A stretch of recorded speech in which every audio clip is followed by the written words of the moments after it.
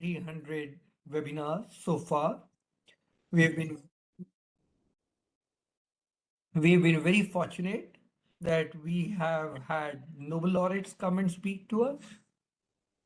We have had discussions on contemporary issues, global and domestic. As an illustration, last week we had a discussion on Russia, and you know that the president of Russia is visiting India today. And we are most probably going to have a discussion on post meeting in the next week, again on Russia. So the contemporary issues that we are interested or that we think are important for the domestic economy are discussed under this series.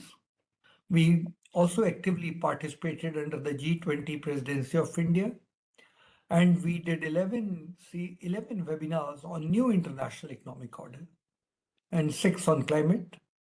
Then, of course, we have done many on climate before and after. And then on women empowerment, 6, though we had done women empowerment earlier and later too. The main objective of the think tank is to provide research-based policy advice. And during COVID, we realized that situation is bad. So we shifted to the webinar series. And now we are very fortunate, not having just completed 300 webinars. We have all booked up till end of May. So much is on the webinar series while we do other activities also.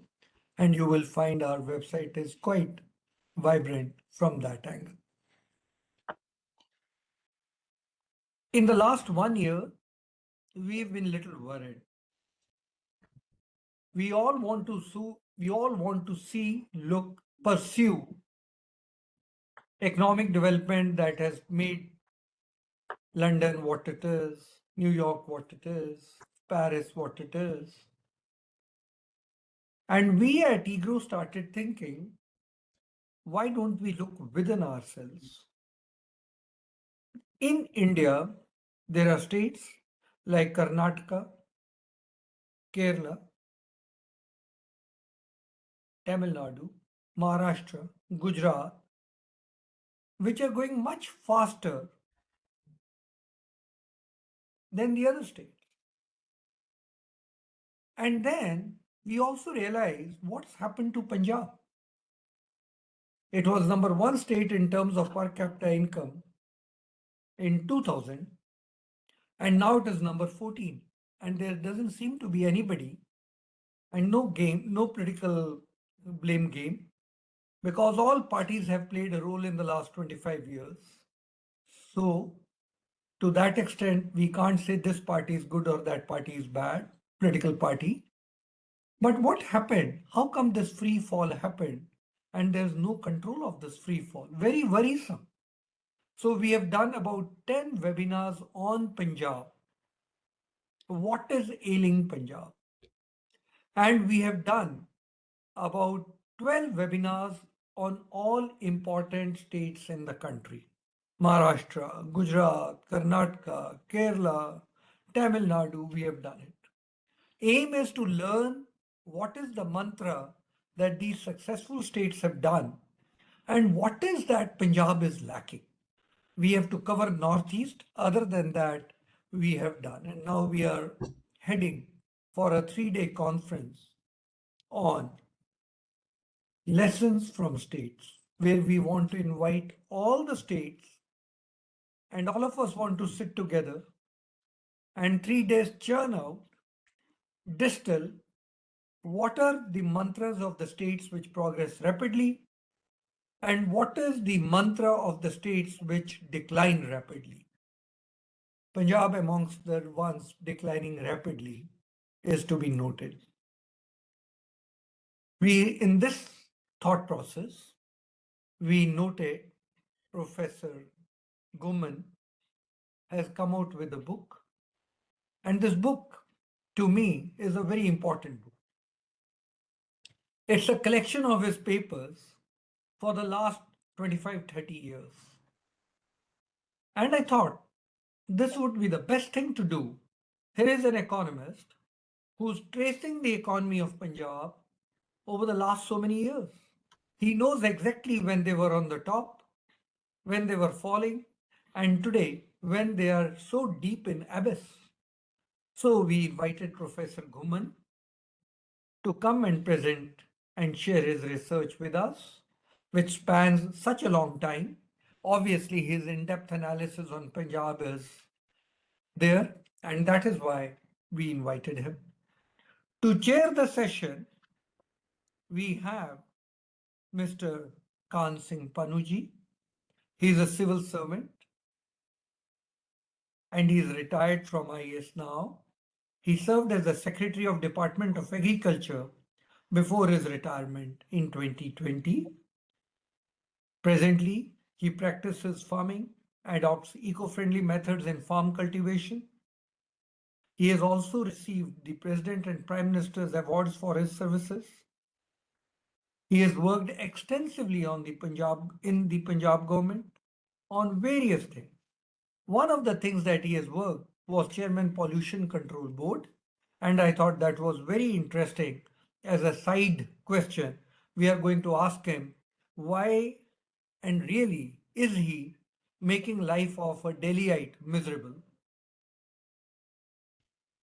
Or is that just a myth and Delhiites have to learn to set their own house in order rather than putting the blame always on other states surrounding it?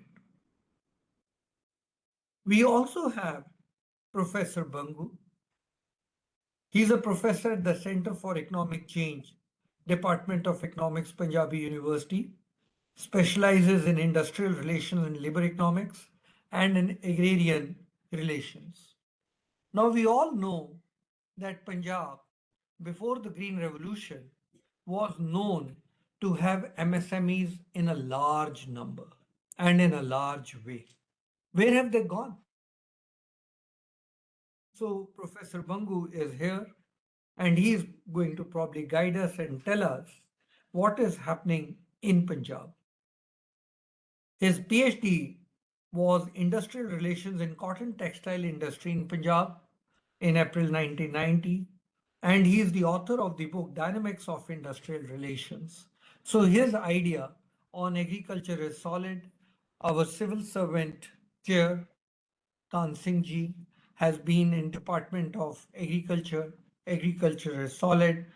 And Professor Ghuman, who has been with us many times earlier, is the author of the book. He has worked in different capacities. He was in the Guru Nanak Dev University earlier. He has worked as the Nehru Chair of Professor at CRID, Chandigarh, and then Professor and Head Economics Department at Punjabi University, Patiala. He has published extensively, and his own research on drugs, I think, is seminal work, which cleared the myth that is Punjab, the drug capital of the country. So he has done lots of research already on Punjab and issues related to Punjab. With this brief introduction of the series of EGROW, I hand over the session now to Kahan Singh Ji Pannu to chair the session and take the proceedings further. Over to you, sir. Thank you, Dr. Charan Singh, for inviting me to chair this session. Am I audible, please? Yeah. Okay. Yes. Thank you. Thank you very much. So today we are discussing a very important subject because Punjab, we all love Punjab. So we are worried about Punjab, its economy, its youth, its agriculture, its civilization. So all these issues are worrying all of us, and we want to know the reasons as to why this has happened. Like Professor Charan Singh has just stated, that we have come from the economy which was number one till 1975 to economy which is number 16th or 18th in the largest states as of now. So Dr. Ghuman, the book which he has written, Punjab Economy Perspective and Pathways. So this is very insightful book which he has written. In fact, the journey of Dr. Ghuman, his academic journey of last, I think, more than 50 years, it encompasses the ups and downs of Punjab, both in terms of economy, sociology, and all those fields. So, in this book, he covers his thought process during the last more than 20 years, because the first article which was published and which appears here is 2004. So, over a period of time, he has been writing in the papers, newspapers, and other papers, and has been also discussing various issues in seminars.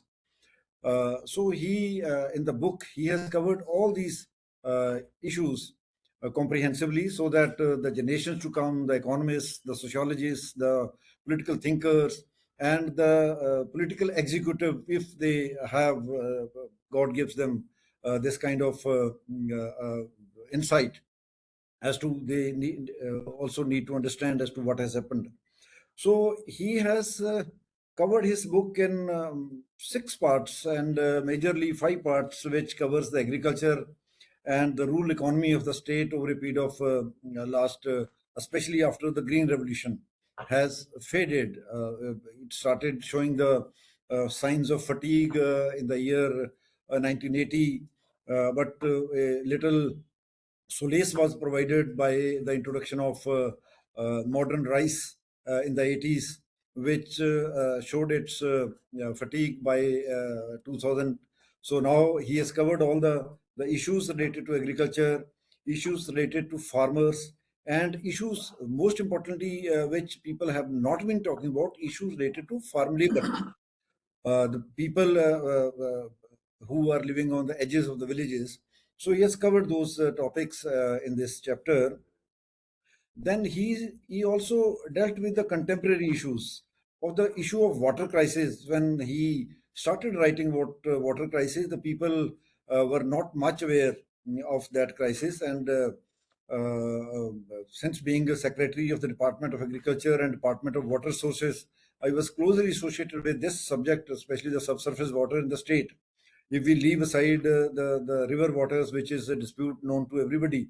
So this is a major issue which is now threatening the civilization of the state, because now the Central Groundwater Report, which has been of 2025, which has been published yesterday, you can see it on the net, that clearly tells us that by 2039, Punjab will not have a drop of water to extract from the ground, and the Punjab is based on water only. So that is just 14 years or 13 years from now. So if we don't have water, we don't have existence. So that is also alarming thing. But Dr. Ghuman has been issuing various statements and papers he's been publishing on this issue. Then the air pollution, like Professor Charan Singh has just asked, that the Punjab's air pollution has been a cause in Delhi. Although I, being the chairman of Punjab Pollution Control Board twice, once in 2011 and then in 27, appeared before NGT, appeared before Parliament, appeared before Supreme Court, and told all of them that Punjab's pollution is not a cause of pollution in Delhi, which fortunately yesterday Supreme Court has admitted for the first time that, okay, yes, Punjab pollution has no rule for Delhi. And they have given an example which we had been giving since so many years, that during COVID, when there was crop burning, rampant crop burning in Punjab, there was no pollution in Delhi. So therefore, those issues, yes, but at the same time, like Professor Ghuman has broached this subject, but the air pollution, if it's not going to Delhi, if burning is happening, then air pollution is there somewhere. So that is in the village itself. So issue was there, but not for Delhi. But fortunately, because it has been raised by Delhi and it's raised by press in Delhi, so it has been helping us in the state of Punjab to tackle this problem, which has been tackled to a large extent by this year because of various technical interventions, because of awareness, and so on and so forth. And Dr. Ghuman has also touched upon the drug abuse, which is very rampant in Punjab. So he had conducted a study. He has, in his chapter, he discusses about it. But after Dr. Ghuman's study, the things have not become better; they have become worse. And now this drug problem, another study is required, as to what is the cultural and social and caste status of the people who are indulging into drugs nowadays. Nowadays, the drugs have gone to the poorest of the poor families in the villages. So those people, and there is no respite for them.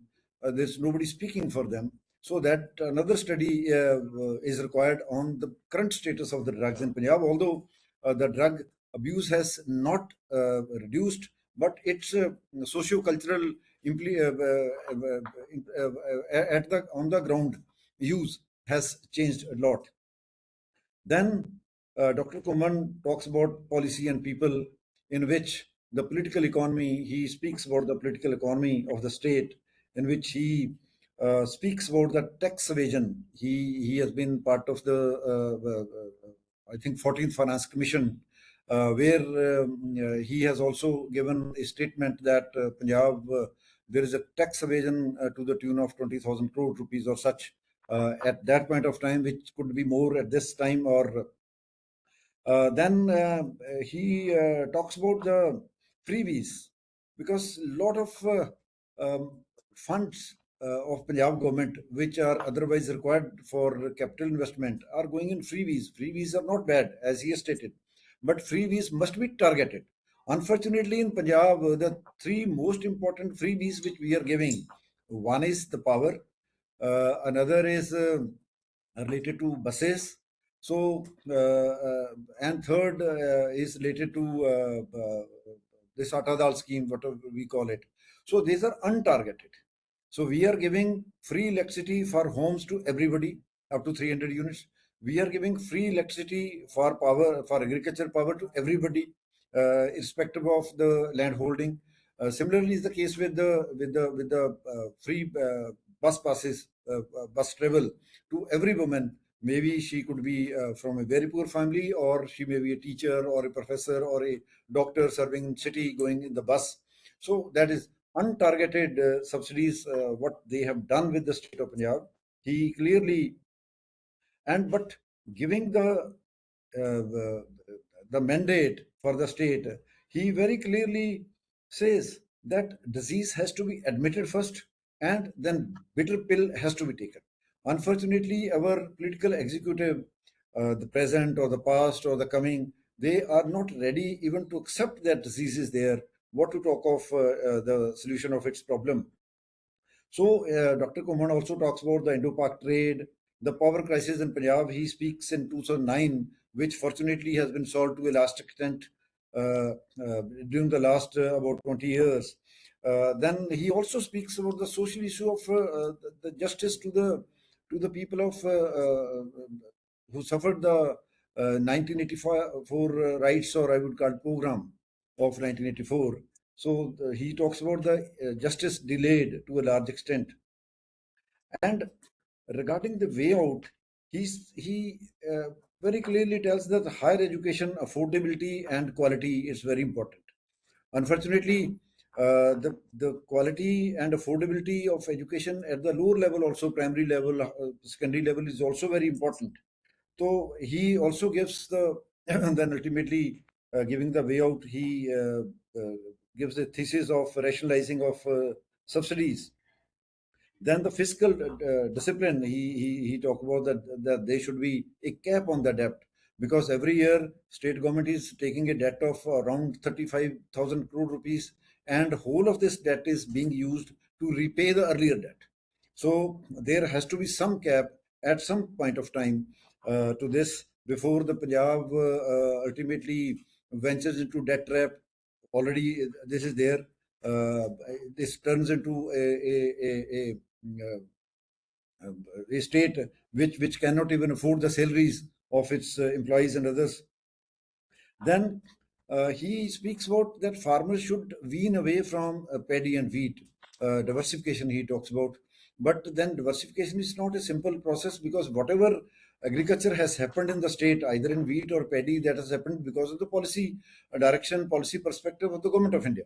So government of India is not coming up with any policy to diversify, except just mere words. So we also need to understand as to why we should diversify from wheat and paddy, when the farmers are getting assured price, assured market clearance, assured MSP. So those issues are there. So then for stubble burning, he's giving us some clues about bio-CNG and the power from crop residue, which fortunately of late people have started. This year there was time when the ex-situ management of paddy straw was only to the tune of 1 million tons. Now it has increased to about 9 million tons. In the years to come, this will further increase. This is thanks to technology of boilers which are quite this residue compliant. So and eventually he talks about addressing drug problem and the mentality of the people. Like Professor Charan Singh was saying that why the Punjab has been suffering, although he mentioned about some of the southern states which are progressing well. So we also need to understand that of the northern states which are basically feudalistically minded states. So why the progress has not happened in the northern states, including Punjab, and it has happened better in the southern states. So these are the issues on which Dr. Ghuman has written the book, and which is very insightful book, very deeply understood book. So I think now I would request Dr. Ghuman to speak on various nuances of the book he has written, as well as the way forward for Punjab, standing at this time of the century when 25 years of this century have gone, and we have very less period as far as the natural resources are concerned, especially water, to conserve ourselves. So over to Dr. Ghuman, please. Thank you very much, Pannu sir, especially for very elaborative introduction of the book. After that, I'm really grateful to EGROW, especially Dr. Charan Singh ji, who happens to be a long-time colleague and friend and well-wisher of Punjab. I'm equally grateful to my colleague and friend, Professor Kesar Singh Pannu, who accepted to be discussant. Now, my task has been simplified by Dr. Charan Singh ji and Mr. Pannu ji. I would directly start from the book. I think elaborative introduction is already there, but I would like to share the background of this book coming up. In fact, Punjab Arts Council organized a series of conferences on rebooting Punjab in 2025, and I was invited to three of the seminars over there, and then they approached me that I should give my articles, which I have been writing in newspapers or in other professional journals, especially focusing on Punjab. They will publish it. And finally, they published it about 2 months back. The book was released. And I'm also grateful to Punjab Arts Council for doing this job. Because of them, the book has been fructified in this form. And as Mr. Pannu has already shared, that but for the first chapter, which is long chapter, all other chapters are articles written by me and one combined article written by my two former colleagues, Professor Brar, Jaswinder Brar, and Professor Sukhwinder Singh. All other articles are mine. And the relevance of this book is that I have been giving my response as an academician to various issues and challenges, problems which Punjab has been facing over that period of time. right from W to and all that. And this book is very moderately priced, running into 295 pages, and price is just 550 rupees. So that is the background of the book and all that. As the chair has already shared, this organized into 6 sections. Part 1, which I earlier referred to as the detailed chapter, which tells us the ups and downs of Punjab, or what is ailing Punjab and what was ailing Punjab, and from where we started the downfall and all that. I would later discuss all these things if time was there. Now,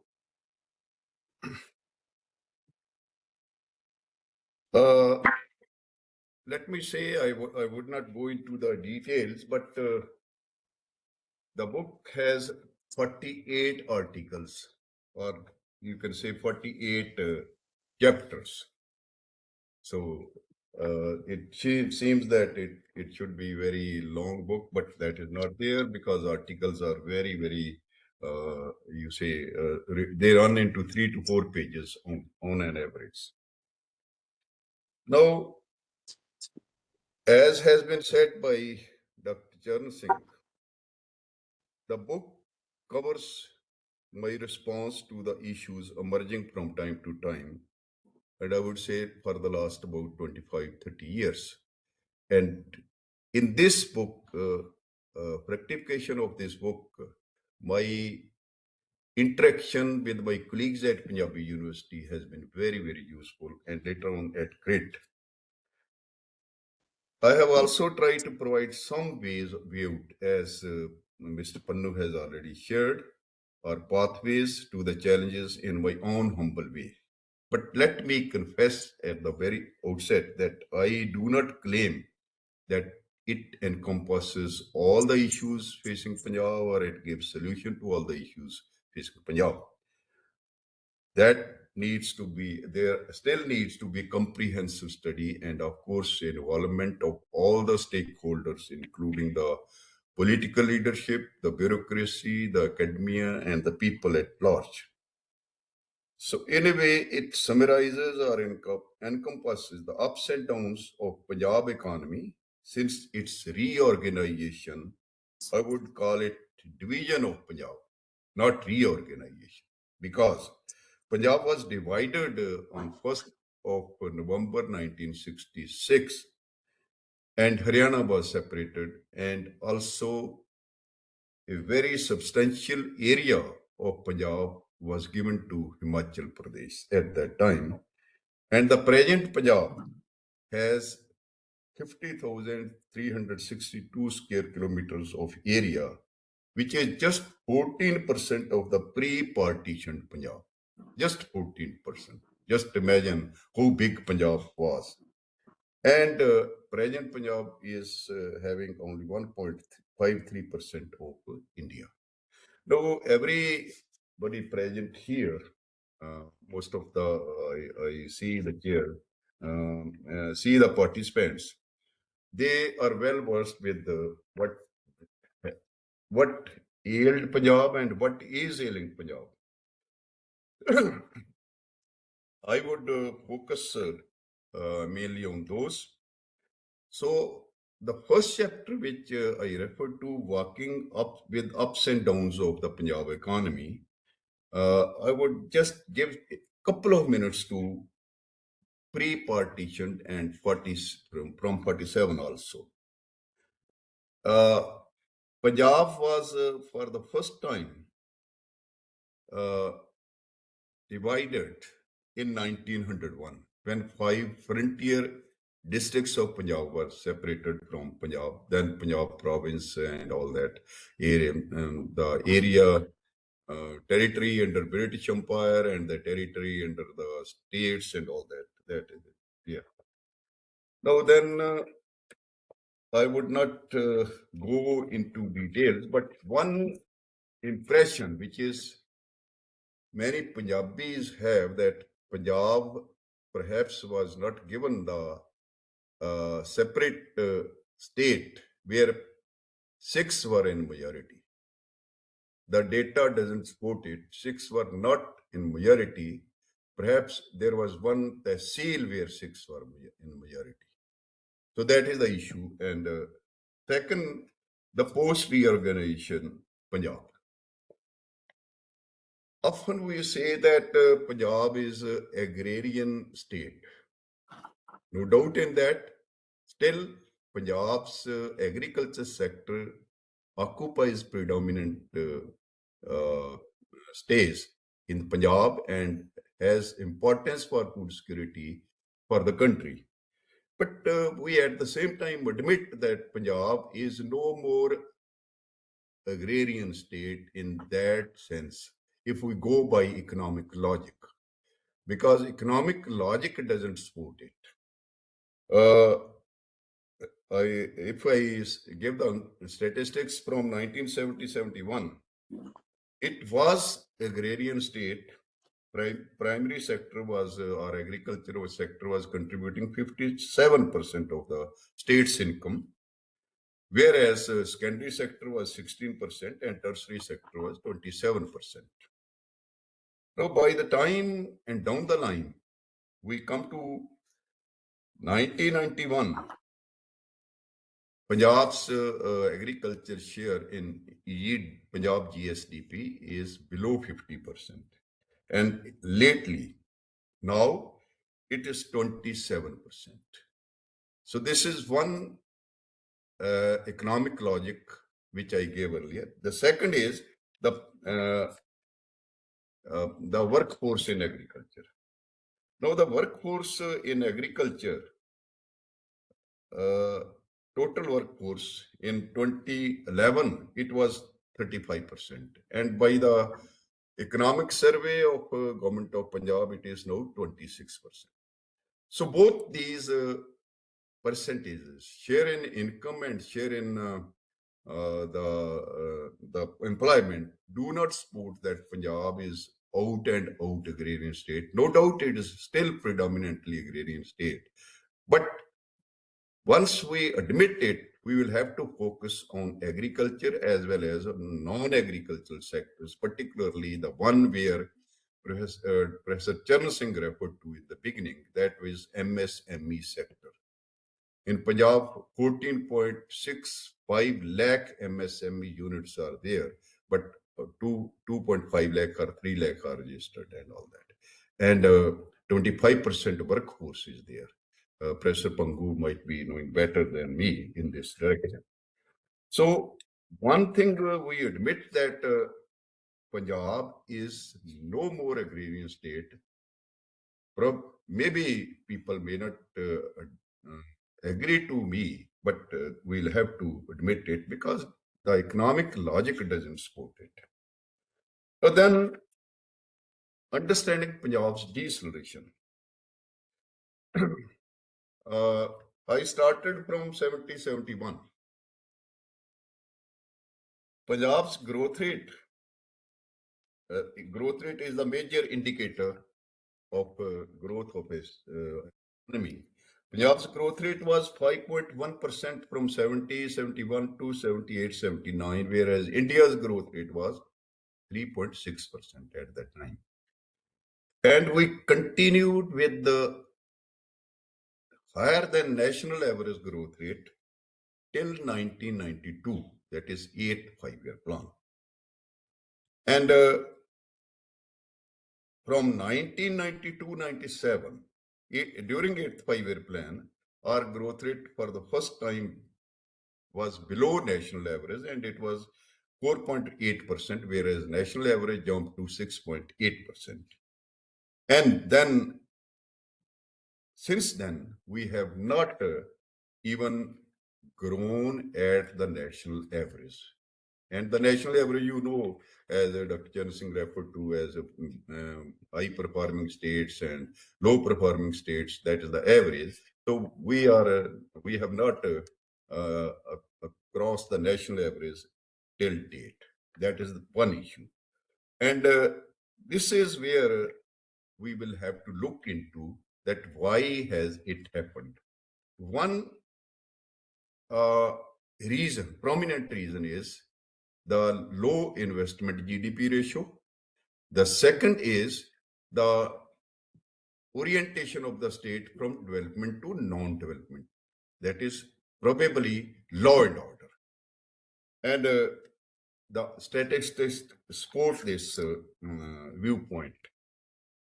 So when we say that 18 major, if we look at 18 major states, as Dr. Charan Singh said, Punjab was number one in per capita income in 2001-2, triennium ending 2001-2. Though Punjab, though Maharashtra took over Punjab in 1997, but at the 3 years triennial, it was Punjab slipped from first position later on. And now Punjab is very well down. It is now, I think, 10th position in per capita income and in the major states. If we take all the states and duties, it may be 19th position. Now, what led actually to Punjab slide down? The relative deceleration of Punjab in terms of growth rate and per capita income has mainly been due to declining of share of budgetary allocation to development and the lower investment GSDP ratio. Now, when some of the friends, including me, when we were raising this issue, some of the economists in Punjab were raising the counter issues. That is, Punjab's base is very high, so no problem is if growth rate is low. But we must understand that if the growth rate continues to be low for 30 years or more, then it falls back on the state's growth, per capita income, and all that. That is a serious reason. Then industrial deceleration is there. Then deteriorating employment situation is there. Here, I would like to add that share of agriculture is shrinking. Agriculture is shrinking not only in terms of income, but also in terms of employment. Agriculture is pushing workforce out of agriculture. And there is no welcome of that workforce in non-agriculture sectors.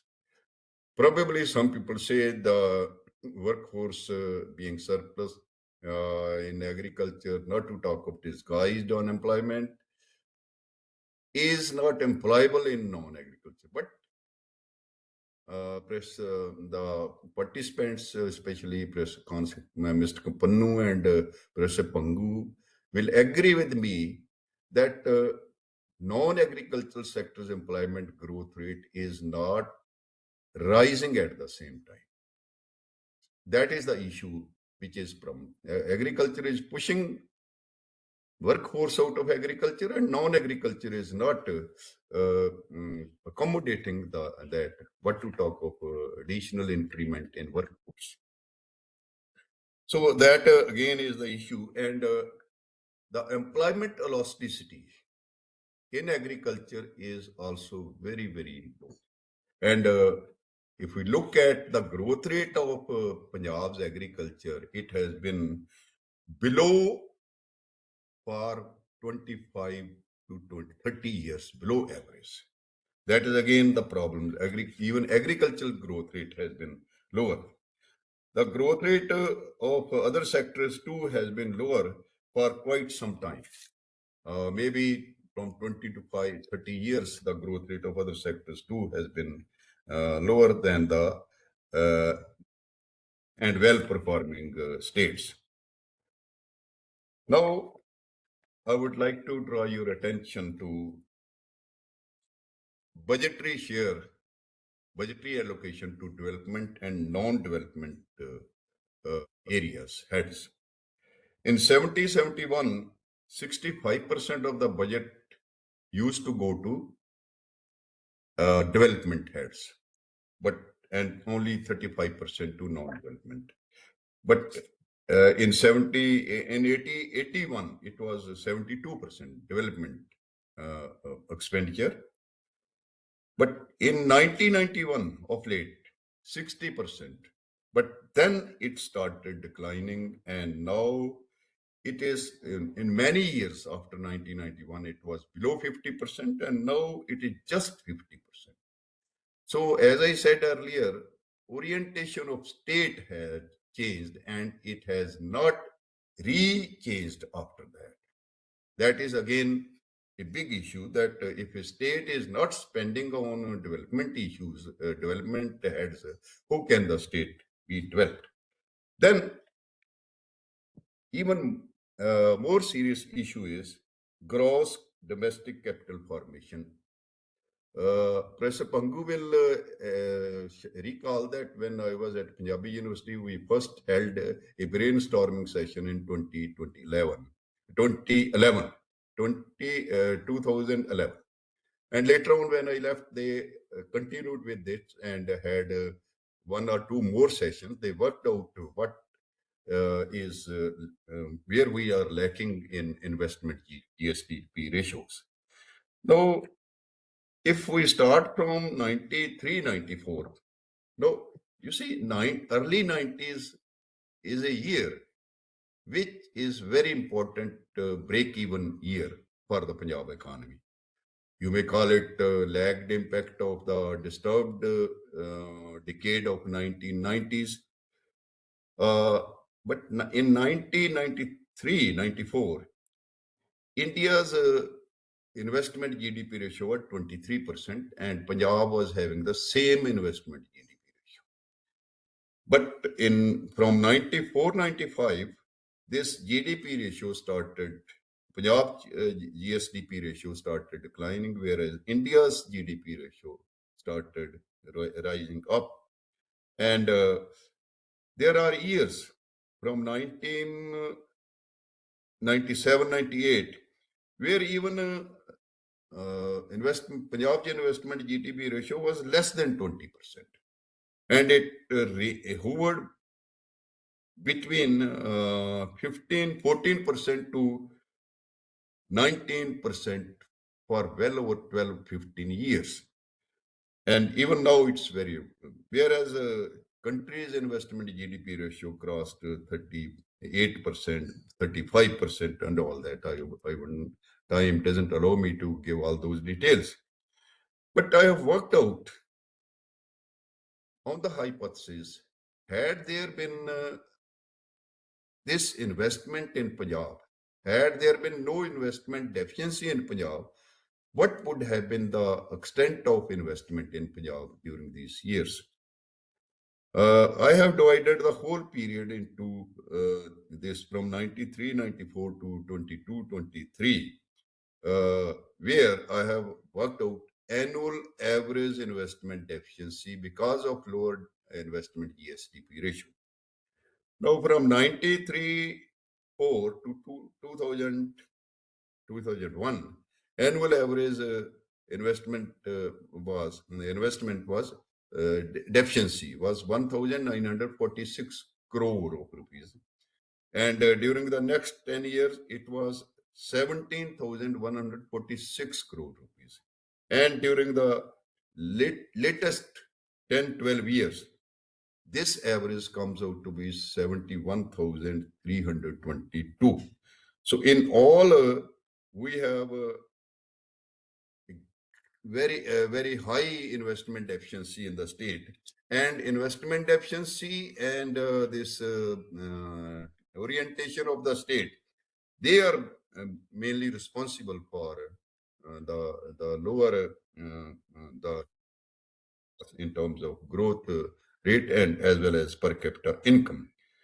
And if I juxtapose trend growth rate of GSDP and investment efficiency, that also gives an interesting picture, because GSDP grew from 2.2% to 4.57% on an average, whereas investment deficiency was much higher, particularly from 1990 onward in the Punjab.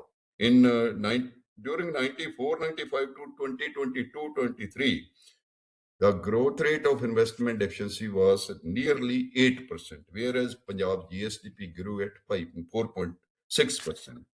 So this was then, as has been referred to by Mr. Pannu, fiscal health of Punjab is also very precarious, and I have used that it is in ICU.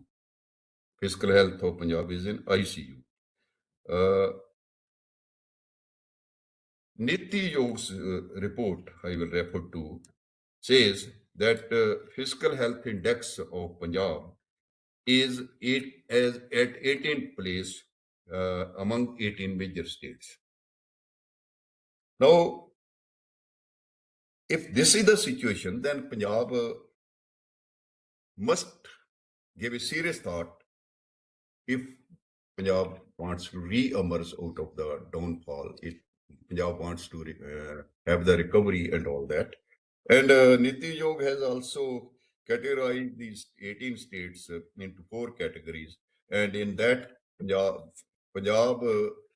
is clubbed with in many issues with Bihar or other states where they are aspirational states, not even performing state, not even front runner, not even achiever states. So this is the issue. Debt trap is another issue where we in Punjab, Professor Sucha Singh Gill, Dr. Bhangoo, Dr. Lakhvinder, we have been constantly hammering this issue, which is very, very serious issue. And outstanding public debt of Punjab, particularly from 1980-81, where we were having just 1,009 crore of rupees as debt. But later on, it started increasing. Even in 1991, it was 7,100. Now, you see, many people misinform the people of Punjab. That debt was raised. The main reason behind that of increasing debt of Punjab is the debt which Punjab has taken to deal with the militancy. Okay. This is not true, because there has been a Lok Sabha question by Dr. Tarunveer Gandhi, and the answer was there that with dates and with amount, it was shown that when all that debt which was raised, most of the debt which was raised to deal with militancy was written off by the government of India. So that is not the issue. Because, and secondly, in 1991, the figure is just 7,102. But later on, it started rising. I have all the details, but I will not go into detail because we have to leave time for discussant and question answer. But I'll take a couple of minutes more. Particularly debt as percent of GSDP. Punjab is at the top now. RBI report says, and the data says that nearly 70% of Punjab's GSDP is debt. And even debt as percentage of own tax revenue, it is around 700%, 750%, 600%, very, very high own tax revenue. And since 2004, we are not raising the own tax revenue. I have worked on that. My colleague, Dr. Sukhwinder Singh, also worked on that issue. Now, debt as a total revenue receipts is hovering from 312% to 373%. Just imagine the situation. And we are doling out the resources on, I normally call it competitive political populism, which cannot help state anyway. Now, so if I would, at the end, I would like to draw your attention because about the book, Mr. Pannu has already elaborated what is there in the book, and contents are there. If time, I would hurriedly read that. But here, there is scope for raising resources. two things are very, very important: to raise resources where there is potential to raise the resources. Second is to use the resources judiciously. Both things are missing in Punjab. Neither we are using the resources which are in the consolidated fund of the state judiciously, nor we are raising the exploiting the total potential of the resources which can be there. So, as was referred to by Mr. Pannu, when I was not part of 14th Finance Commission. I gave suggestions over there, but I was part of the 6th Finance Commission of Government of Punjab, where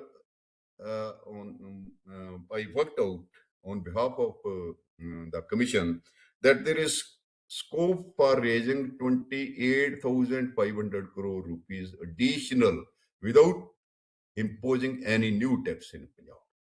And I have given the details from where it can come. The heads are there.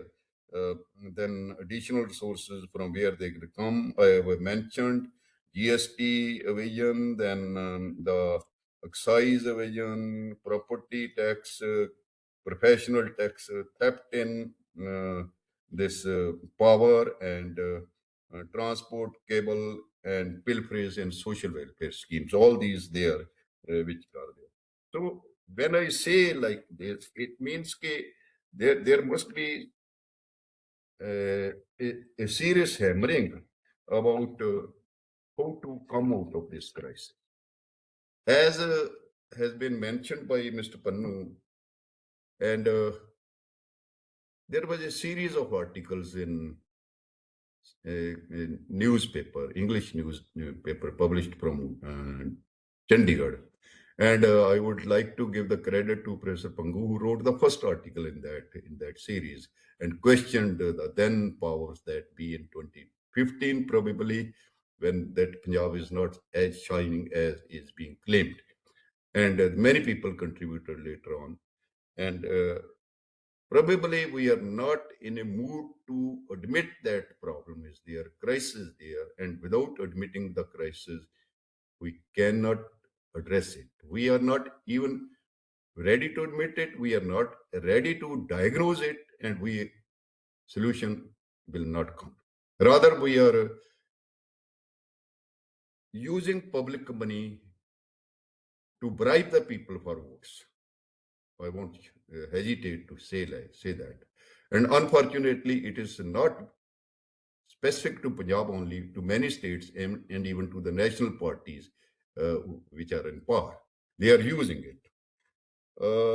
Just as a way forward, I would like to say that Punjab's economic resurrection necessitates well-functioning institutional framework, favorable investment climate, better tax compliance, judicious use of the public resources, rationalization of freebies and subsidies, optimum use of central schemes, and strengthening trade through Wagah-Atari international border, etc., etc. Having a roadmap for economic development by shifting states' orientation from mere administration and law and order to development across all sectors of the economy and debt offloading are also imperative. That would necessitate additional resource mobilization and higher investment GSDP ratio by increasing both public and private investment. This in turn would require a strong politico-bureaucratic will and vision to overcome the policy paralysis and putting Punjab on fast and inclusive development pathway. Being a broader state and being a border state and having significant bearing on food and national security, the union government too must be more concerned about Punjab's economic development than it is at present.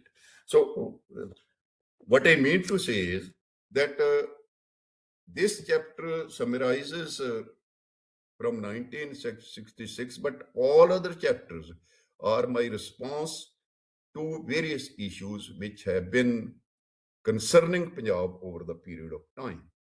So with this, I think I have consumed my allotted time. Dr. Charan Singh gave me 30 to 35 minutes, but I think I have finished in 32 minutes probably.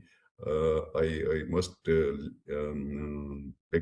stop now, and but I would like to thank all the participants who have participated in a very large number in this webinar. Thank you very much once again to the organizers, to the chair, and to the discussant and my other colleagues. Thank you so much.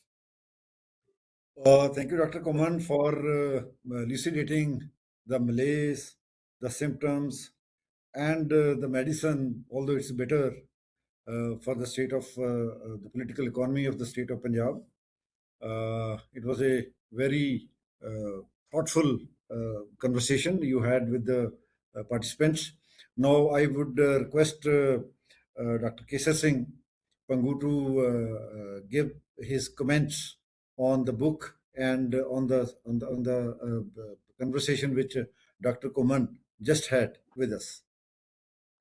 First of all, I am thankful to Sardar Kahan Singh Pannu, chairman of this webinar, for giving me time to share my views. I am also thankful to organizers of this webinar, EGROW Foundation, especially Dr. Charan Singh, for providing me this opportunity. Many thanks and congratulations to Professor R.S. Ghuman for contributing a valuable piece of research work on Punjab economy, perspectives and pathways. This volume enriched the literature by covering and highlighting almost all aspects of Punjab economy, starting from partition of Punjab in 1947 and reorganization of Punjab in 1966 until date. Almost all aspects of Punjab economy has been very well discussed in this volume. Little possibility to add much at this moment. I also agree with Professor R.S. Ghuman that presently Punjab economy is not agrarian economy, as over the period of time, economic structure of Punjab economy has changed from agrarian to industrial or tertiary sector economy, as share of agriculture in total GDP of Punjab has been at third place. My suggestions for this discussion should be focused on, firstly, factors and forces responsible for derailing of Punjab economy. Firstly, factors and forces responsible for derailing of Punjab economy. Secondly, how state can be put on railing again. These 2 points should be discussed by the participants in detail. I want to raise 2-3 more issues. Presently, Punjab is facing challenge of lack of adequate investment, as Professor Ghuman also highlighted this in his book. Punjab lagging behind from national average. Sometimes I call it famine of investment in Punjab. Take just example from the current financial year. Punjab budgeted rupees 10,000 to 11,000 crores for capital expenditure. 9 months have passed of this financial year. Only 36% of budgeted funds has been made expenditure on capital expenditure. This is the problem of Punjab. Second issue, proper employment generation, adequate employment generation. High rate of unemployment in Punjab, especially among educated youth of the state. This is a serious problem, as well as the poor quality of employment, poor quality in all aspects, from wages to working conditions, etc. Punjab also lagged behind many states in per capita income, as this has been already discussed, said by Professor Ghuman and others. I want to say something regarding productivity and production of agriculture in Punjab peaked in the during the end of 1970s, and after that it started declining during the 1980s. Instead of addressing the problems arising from economic development model, political parties and leaders began manipulating economic issues to turn them into religious issues during 1980s. As a result, the turmoil of 1980s derailed Punjab's overall development agenda by destroying government institutions. The dominance of bureaucracy and repeated prolonged periods of governor's rule resulted in the state's priority shifting from economic development to concerns of security and peace, as Professor Ghuman also mentioned this. Punjab was struggling to restore peace when the country adopted new economic policies. In the 90s, the political leadership pleaded with bureaucracy and started following the policy of business as usual instead of restoring the efficiency of institutional framework. They started reducing the expenditure on health and education, which further weakened the capacity and capability of younger generation. During this period, the political leadership changed from leaders who served the public interest to leaders who were business entrepreneurs. It would not be wrong to say that new economic policies proved to be a wound for bureaucracy and political leadership, but it led to the destruction of both the economy of Punjab and its people. Lastly, the phenomenon of bribery and rent-seeking behavior of administration and political leaders in the state, from traders and industrialists for their own interests, has created a multi-layered crisis. This has led to the migration of industrial capital, and most of the new industrial investment from Punjab has taken place in other parts of the country, along with corporate industrial investment. Foreign direct investment has also not preferred Punjab as a destination. Over the time, terms of trade have turned against agriculture. As a result of this,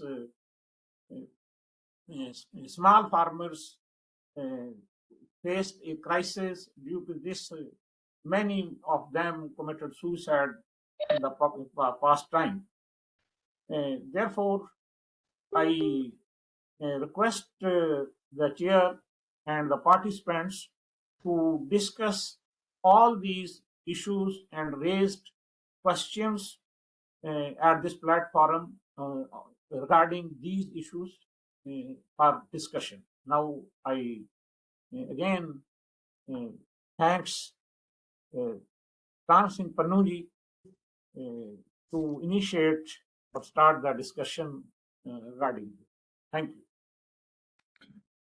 Thank you, Dr. Bhangoo, for your comments on the subject, which you have also shown the worries of Punjab, its people, especially its youth, its agriculture, its economy. Dr. Chan Singh, should we ask for comments or questions from the participants?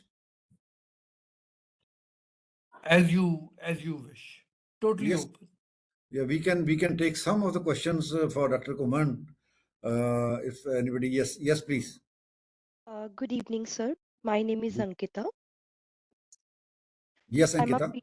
I'm a PhD scholar from इसको Punjab yes मुझे University, दिखा देना. Patiala. Yes. इसका email आया ना? बैठ जाओ आराम से yes दिखा. Should I ask? Yes, please. So my question to Professor Ghuman, sir, does Punjab farm distress shaped more by global commodity power structure rather than only purely domestic failure?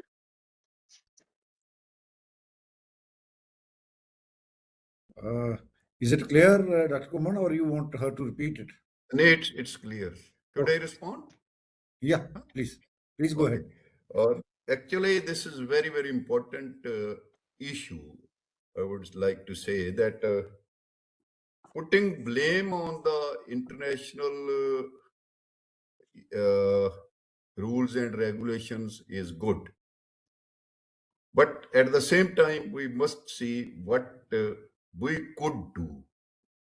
Now, WTO became effective from 1st of April 1994. 5 rather. Was agriculture in a better position before that? That's one question which answer this question. The second is that agreement on agriculture under which entire agriculture basis. Of course, before WTO, agriculture was not a part of this multilateral trade. It was during GATT agreements. Some impact is there, but I would say that still we are responsible and Indian state is responsible. When, as the very outset, Punjab is doing low value cropping, low value agriculture. We have not shifted from that. And as Mr. Pannu was saying in the beginning, Punjab developed this wheat paddy cropping combination because of central government's policy interventions. And now, since 2010, central government is saying that Punjab should diversify. These are mere sermons. No efforts have been made, no policy mix has been given to Punjab for changing this. So I would, Ankita's question is relevant, but partially in the later years, WTO rules and agreement on agriculture is responsible, but many things which we could do at our own level and at the Indian states level, we did not do that. And the issue, I would say, the major factor in that is we, the Indians, Punjab government, as well as the government of India, where we faltered. Now, latest is that when we open imports, and even now the agreement which is going on under discussion with US and all that, it will impact agriculture not only of Punjab but whole of India in many areas. So that's my response. Thank you. So thank you, Dr. Ghuman. Yes, Mr. Kular, you had a question. Sir, I've got two questions. Am I audible, sir? Yeah, you are. Yeah. Okay. So first question to Ghuman sir is that, sir, so what is the implication of being a border state? Every time the trade goes to the Atari border, you know, there is a halt. Like in 2014, we had a suicide attack across Atari border on Wagah side. And now this post-op Sindoor. the trade to the tune of 4 to 5,000 crore has totally got halted. So it's not impacting the Punjab economy as far as the employment is concerned also. Now, a second question is to Mr. Pannu now. We all understand and we know how the politicians had nicely screwed so-called Punjab, which we all love. So what is your take about the, stand taken by the bureaucracy all through? Has the bureaucracy, lost its spine? And today we see, so these are the two questions. Anybody can take it on. Yes, Dr. Ghuman, first. Yeah, thank you. Thank you, Mr. Colonel M.S. Kolar. In fact, regarding this border state, I have been pleading right from early 80s. My PhD thesis is on Indo-Pak trade. And my findings are that this border is not fully operationalized. Wagah border. There can be much higher trade than this, and there are studies which say that even 10 to 20 billion US dollars trade can be there, and at present around $3 billion was there before Pulwama 2019.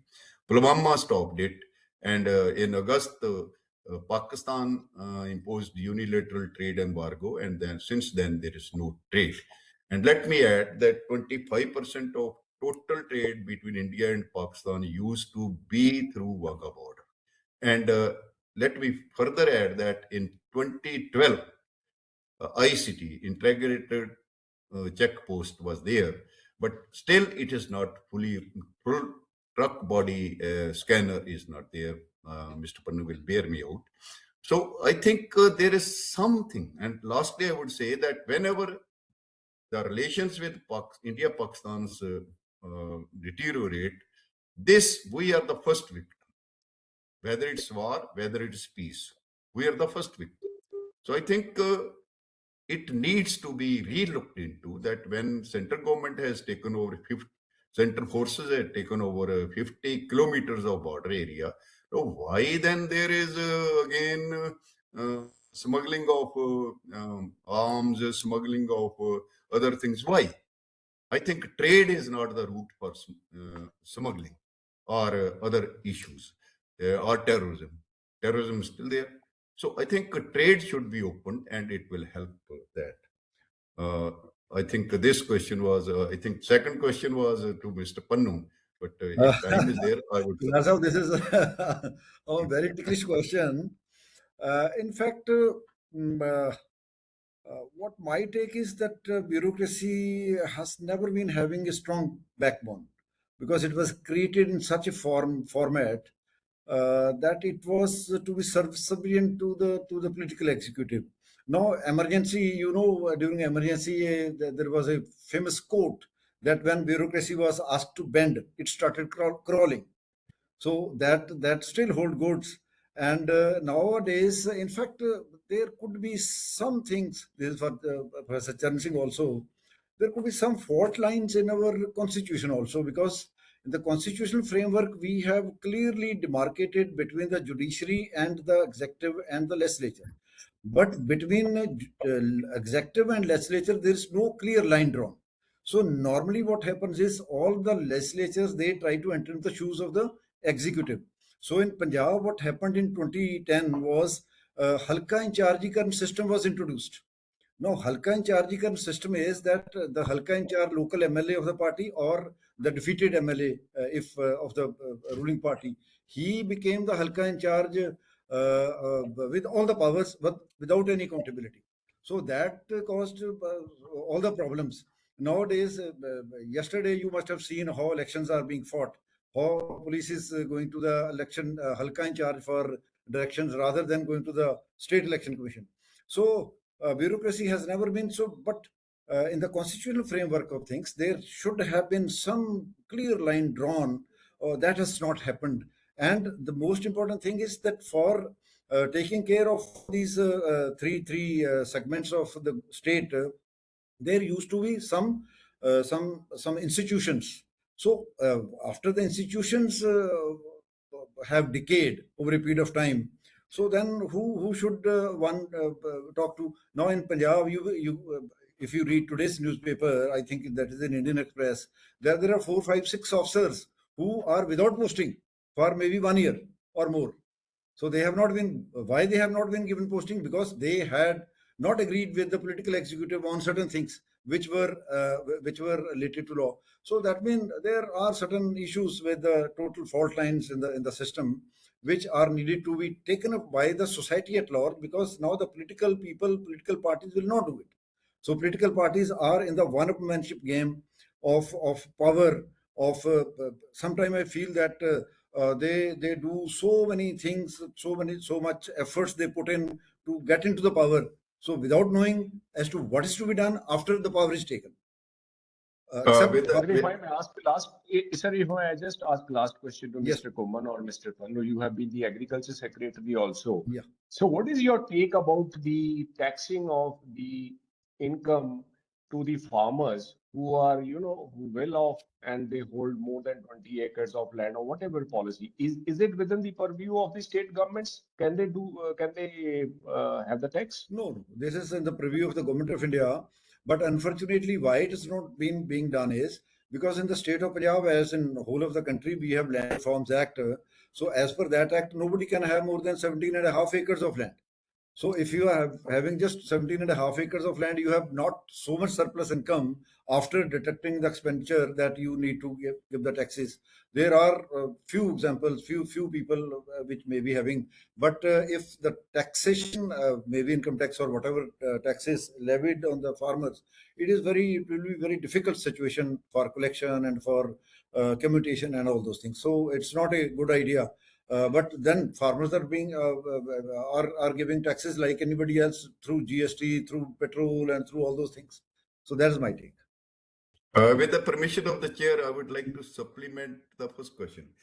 During COVID, when Pulwama happened and trade embargo was there, I was at CRID Chandigarh.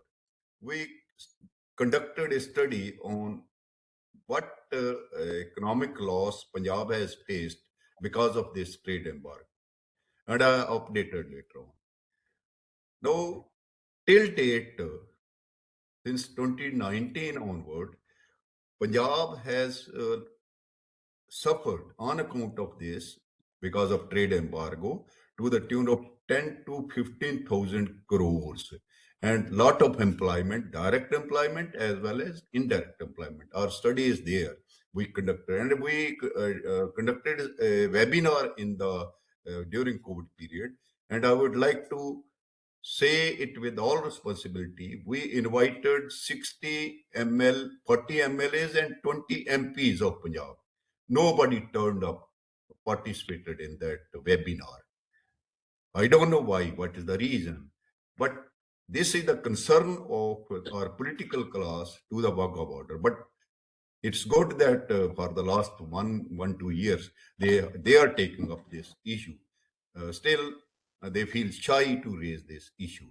Second is, as agricultural holding tax is concerned, many committees have been there at the All India level, but no committee has found it worthwhile. But still, there is a scope that when well-off farmers are those farmers whose non-agriculture income is higher than the agriculture, that club, probably there is scope, but that needs very, very meticulous studies and all that. Thank you. I am SS Kohli. Can I raise a question? Yes, please. Yes, Doctor. I was chairman of Punjab National Bank and then chairman and managing director of IFCL. And in fact, I was the convener for the state level banker committee in Punjab also. So I was hearing the problems which Punjab is facing. I think we should come out with some solutions. What should be done? Let us 3 or 4 solutions. If we compare with Haryana is doing much better as compared to Punjab. It was during when we were holding the state level banker committee meeting. The question is, if we compare the non-performing advances, there is not a single group, large group, which has defrauded with the banking system in Punjab. but all the big groups have left Punjab. Say Mittal, who was selling the telephone on the streets. Now he is such a big company, Bharti Airtel. Come to Munjal, come to Pawa. Everybody has left Punjab. Why can't we work out? We can ask these people to come back to Punjab, at least put up some units here so as to create employment and increase the GDP of Punjab. I think today when we are holding seminar, thanks to Dr. Charan Singh, we know all the problems. Let us work out what should be the three or four issues we should take forward to take Punjab to some level. When I was in IFCL, I think Dr. Charan Singh has also done. He has compared the GDP of various states, and there found out what state in Pondicherry there is no business, but there is only a tourism. There is one temple there; people are visiting temple, and their GDP growth is because of tourism. Why can't we work out something in Punjab? If we say Punjab people are very hardworking. They are leaving Punjab, going to Canada, going to overseas. Let us today come out with some solutions, at least these 3-4 solutions, which should take Punjab forward. Because I have got very optimistic about Punjab, but I think nothing is being done by holding seminars and analyzing the problems. I think solution cannot be found. I am sorry if I have hurt anybody, but I thought I should bring these views. This was hovering in my mind since long, and we were discussing with Dr. Charan Singh also because he's a good friend. But we always discuss about once a week. But we are really confused. We don't know where to move forward. Thank you very much. So thank you, Dr. Kohli. You have raised a very pertinent question. In this book also, Dr. Ghuman tells us the way forward. So the solutions are known. I would like to conclude, give your answer by a share of Faiz Ahmed Faiz. So he said, हरेक चारागर को, चारागर is doctor, हरेक चारागर को चारागरी से गुरेज था, वरना ये जो हमारे दुख थे ये लादवाना थे. So that is the situation. The answer is known to all, but nobody is going to bail the cat. The political executive has gone to such an extent that they are in a different state of mind. So I think, Dr. Charan Singh, we can conclude the Before seminar. that, I think Professor Pannu may be willing to say something on that. No, Ms. Kohli's also question. Sarabjit Singh ji has raised his hand for a long time. Oh, I have not seen it. Yes, Yeah, yes, Mr. Sir. Sarabjit ji, are you working at UNICEF? Yes, I do. Yes, We have met. yes, indeed. Yeah, Yeah. please. So, Charan Singh ji, maybe this question is to you. Can states like Punjab start looking at whole of India for opportunities? How do we integrate our economy with other states? And because if we only start looking at within the state, I think the opportunities and the challenges are huge. I mean, everyone has been talking about the challenges. But have we ever looked at how Punjabis can and how can we establish a economic model where Punjab benefits by being everywhere and not thinking only inwards? Over. I think, Kumanji, you have written a book on Yeah. this. Would you like to answer? And I am happy to give my views. And also, I would like to. You first give your own views, and then I will. Okay. And I have a view on what Kohli ji just mentioned with his vast experience as chairing a commercial bank and the infrastructure and being a dear friend of Punjab. We all are dear friends of Punjab. You know, we have interest in Punjab. It is the land of our gurus, if not of our relatives. I think one thing is there, Professor Kuman, before you close for the day, I'm going to request you that you should spend 5 minutes telling us the solutions. because we all feel that challenges are there, but solutions, if the politician is not able to buy our solution, it means we as analysts and economists have failed. How come the politician is willing to take a risk and give a freebie? He'll get bad press, but he's still willing to do it. And I have friends in Bihar. They tell me the women votes have made a significant difference in the electoral results. That means that there is a solution to a problem. How come when we economists speak, our solutions are sidelined and put on the back burner? But when others speak, their solutions make political parties win elections. So I would really like you, because you have thought through this for a very long time. You have thought through this, you have written books, you're part of committees, you're part of the finance commissions. If you have some solutions, do share with us today. And also, the point which Sarabjit Singh ji is making, in one of my presentations, Sarabjit ji, I'll be very quick.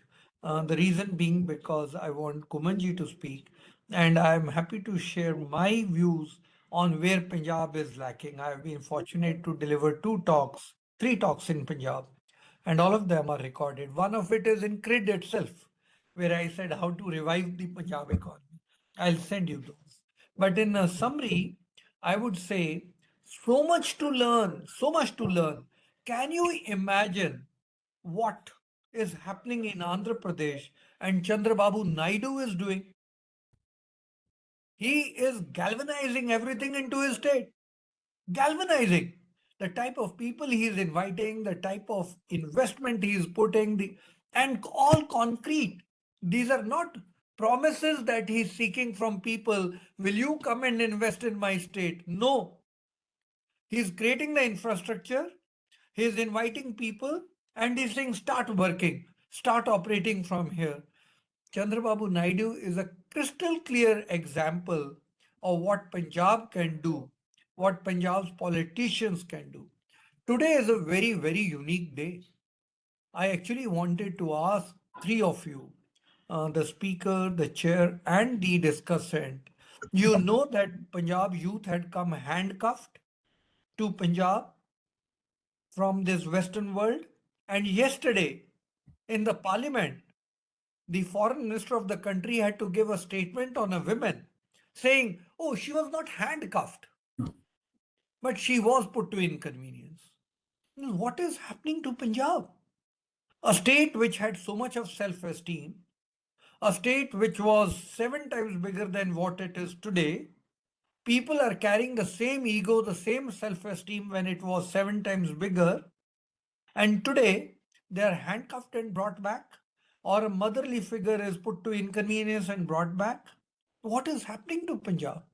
And if we, people from Punjab, have some self respect, should we not come out with the workable solution and say, no more will my young youth or my motherly women will go abroad and get insulted?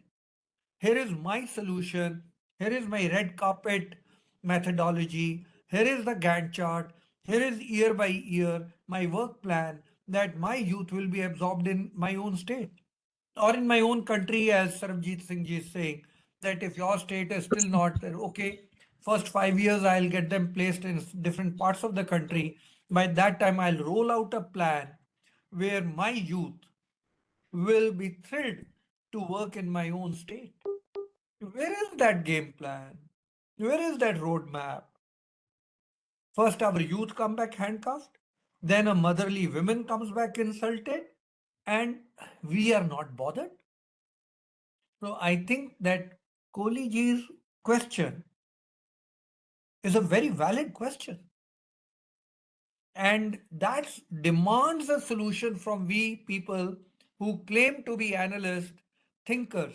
At the end of the day, as economists, it is our job to provide employment to our youth. and we three economists are sitting today, or five or 10 economists are sitting today, do we have a roadmap to sell to the politician, whosoever is the politician? By now, in my opening remarks, I mentioned all the hues of politicians who ruled Punjab in the last 25 years. Let me correct myself because Professor Ghuman says by 97, Maharashtra had already overtaken Punjab. So, okay, fine. So, 28 years. All of them have ruled over Punjab. This, that party, this gentleman, that gentleman, they have all ruled over Punjab. They have not come out, and I would say Punjab slide from number 1 to 18th or 19th, whatever it is because of these people. Why we as economists are not able to sell our story to them and tell them that, look, if Punjab youth is coming handcuffed, what are your chances in the next election? And here is my solution that your chances will multiply 10 times. I think we need to think about it. So, my request to you, Professor Kuman, if you have a solution, let's listen to that, even if it is repetitive. If you don't have a solution today, I'm thinking of convening one webinar, 5 or 6 of economists. We will simply put the problem, how to solve the employment problem of Punjab. Simple. And then let's everybody think about a roadmap and come out, and we'll do a small write-up and send it to the government. So over to you, Professor Kuman. Thank you, Professor Charan Singh ji. I think it's a matter of pride that Mr. Kohli is there and Mr. Sarabjit Singh is there among the participants. It's really great. Solutions will come from the diagnostic. You will agree with me. And first we will have to admit, then diagnose, and then solutions. Unfortunately, the economists, the bureaucracy, and the political leadership have not been on the same page for the last over 25, 30 years. They don't listen to. Even now, I would like to add, I don't blame anybody, the Punjab Development Commission, who is the chairperson of that commission? Who are the members of that commission? Boston Consultancy Group is heading that. Now, when you people raise the issue that when we as economists, I admit we have failed, but the bureaucracy and the political leadership don't want us to participate. The economist of Professor S.H. Joel's stature, who headed the Punjab Planning Board for 5 years, could not move it from an inch even. The problem is that people are happy with the fringe benefits and the political leadership doesn't have any vision, long-term vision. And there is no, when you talk of Chandrababu Naidu, what is important is not go and request and persuade the investors, but to create climate. And that is investment climate. Punjab has failed here in investment climate, and the solution lies in investment climate. That is one solution. When Mr. Kohli says that there is no solution has not been given, solution have been given over the period of time and again, but nobody bothered to go take in those solutions, buy those solutions. You will say that probably the solutions were not acceptable, the solutions were not feasible, not at all. The solutions were acceptable, roadmap was there, solutions were feasible, but nobody wanted to do it. When people vote for benefits, during the elections, what economists can do. When competitive political populism, degree of this populism rises election after the other, what economists can do? Economists can give only the viewpoint. Roadmap was given not only today, but many decades back to the powers that be. Nobody bothered. Now I would like to say one or two, three. There is a triangle, as Mr. Sarbjit Singh said. Can we integrate with the other states? Of course, we can integrate it. And already Punjab is to some extent integrated through trade and exchange of goods and services. But the problem is that at the top of the triangle there is Punjab, then there is center, then there are other states, and then there are international financial institutions. Now, international financial institutions don't come in because we are not agreeing to withdraw the untargeted subsidies. Central government is not coming in because we are always in confrontation with them. I don't support central government. Central government is equally responsible for that. And other states, there is a competition to invite investment. And why should they come to Punjab when there is the investment climate is not there? Why should the entrepreneur come? When even I would say there are forces, even within farmers, who are put spanners in that issue. But government doesn't have any capital investment capacity, and the private investment is not coming. So from where the solution will come? We worked on a couple of years back from Ludhiana that there are very serious issues with the MSMEs. Financial constraints are there, technological upgradation is there, and others. But nobody listened to that. We arranged a meeting with the then industrial minister. I think Mr. Kahan Pannu was present in that meeting with Mr. Channi, industrialist from Haryana, Ludhiana. Nothing came out of that.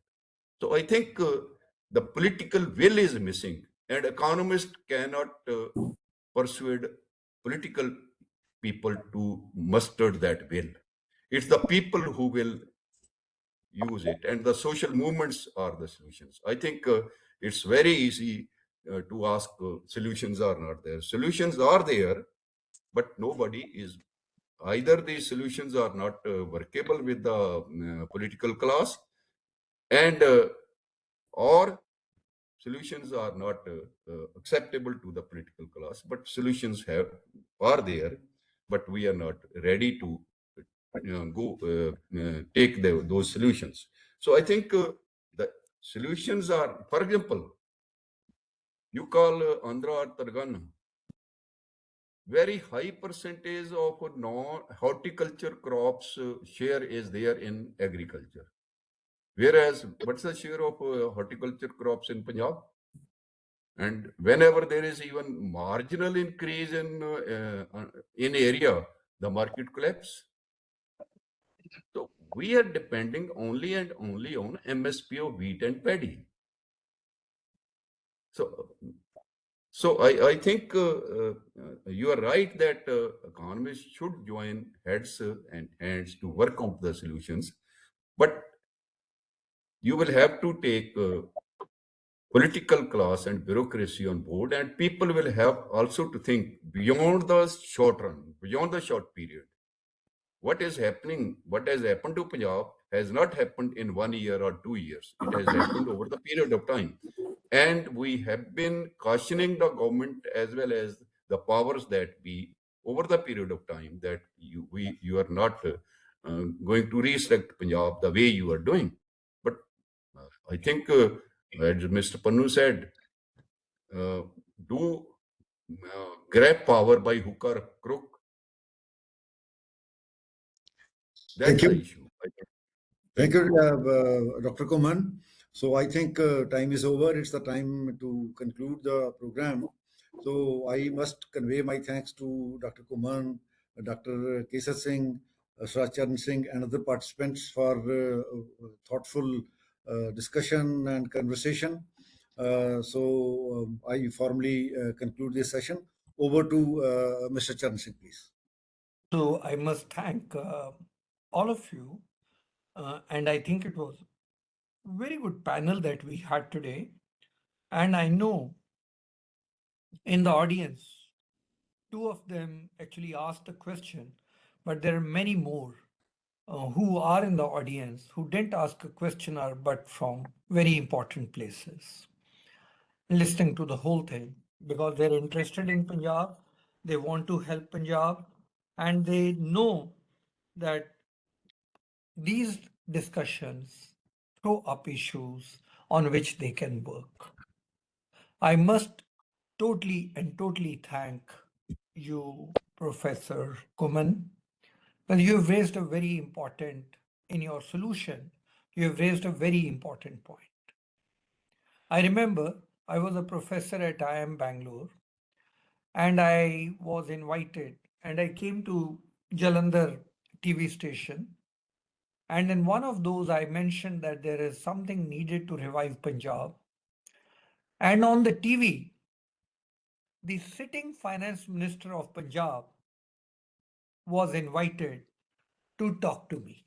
I came all the way from Bangalore at my own cost.